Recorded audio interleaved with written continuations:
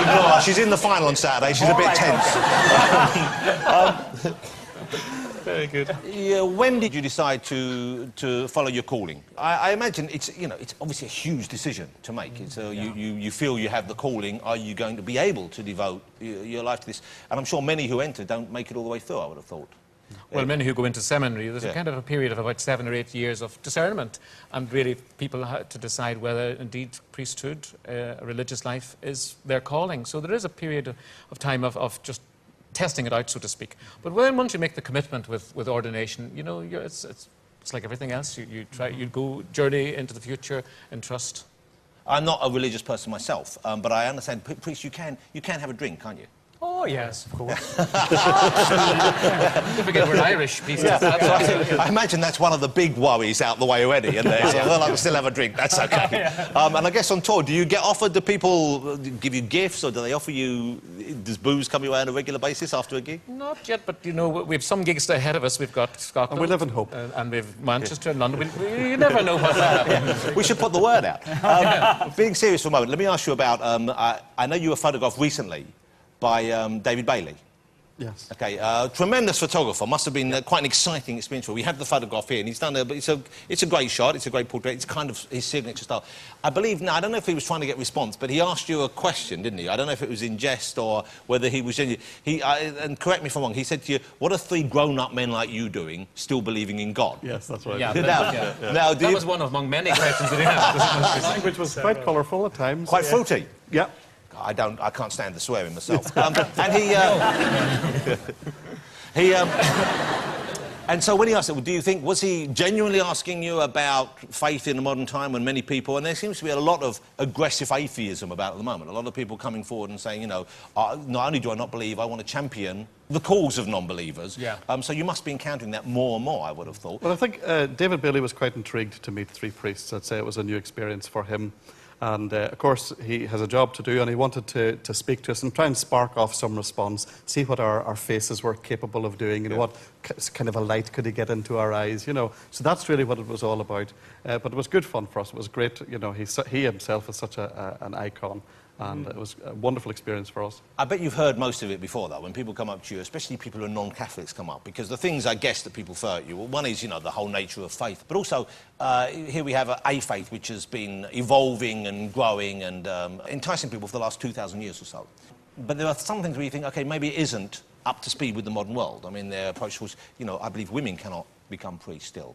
Homosexuals aren't welcome within the church in that respect either. There must be times when you think, OK, maybe we do need to change the way we interact with the modern world. Well, homosexuals, you said, aren't welcome in the church. The homosexuals are welcome in the church. No, but as priests, they're not, are they? Well, priesthood is a specific kind of calling. Yes, you can't be a homosexual as a priest, but as long as you're not practicing as a homosexual. And I guess no priests are practicing any as such, so it's kind of that's a no-brainer already. Yeah, OK. So you tick that one off my list. Yeah. OK. Ladies. No ladies. Why no ladies? Well, again, our particular calling in the Western Church, in the Latin Church, the Catholic Church, is that we embrace celibacy, remain unmarried for our lives, as the rest of our lives as priests. That now, yes, it's a countersign in today's modern world. People find that bizarre and odd, perhaps. But at the same time, you know, there is a witness to it. It reminds us and reminds the world that we believe there is another world apart from the world we now inhabit. World, yeah. There's a spiritual dimension to all our lives, and in a sense we try through our work, being celibate priests, to represent that. Let me ask you about you're performing on a regular basis. It's not kind of a tour as such, I suppose. In a way, I guess your priestly duties would prohibit that. You couldn't commit to a long slog around Europe and then do, you know, and then Japan's coming up and all that, because you can't whiz back and knock off the odd funeral. So, do you sort of specialise in funerals then? I have a bigger parish than theirs, you see, so I have got more of a turnover, you know.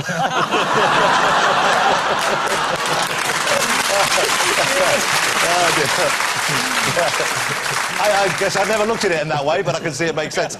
But you do perform on a regular basis. You're not going to sing for us a proper performance as such tonight, but would you do a little burst for me now? Is there something you could do as an a cappella Yeah, thing? well, especially for you, Jonathan, and for this show this evening, we've kind of, we are the classic boy band, you may say. Classical boy band. And, but nevertheless, we're in touch with contemporary stuff, so this little bit now, we hope you'll like it. 1, 2, 3, 4, 1, 2. So come on, see the light on your face, let it shine, just let it shine. Let it shine. Wow. Well, take that for us. Fantastic. I think it was Take That, wasn't it? Yeah. Wasn't Westlife. Or West Afterlife. Wow, that was fantastic. Where are you performing? Because a lot of people would like to see you live, and I'm intrigued to see you live. I'd like to see you live as well. I mean, I think because it's a beautiful sounding album, it really is. Where are you performing? Glasgow on the 15th of June. The Hammersmith Apollo on the 17th of June, 18th in Manchester, 20th in Belfast at the Odyssey, and on the 22nd in the O2 in Dublin. And do you have a support act, or is it just you guys? Yeah, no, there will be a support act. Who do you have? Who supports you? Oh, it's under wraps at the moment. It'll be... Fellas, your secret's out. It's the Killers. How lovely to have you here. Thank you very much, ladies and gentlemen. It's Eugene, Martin, David, the Priest. Thank you, gentlemen. Pleasure. Thank you so much. Thank you so much. It's lovely to meet you. Thank you so much. It's a pleasure to have you on. There you go.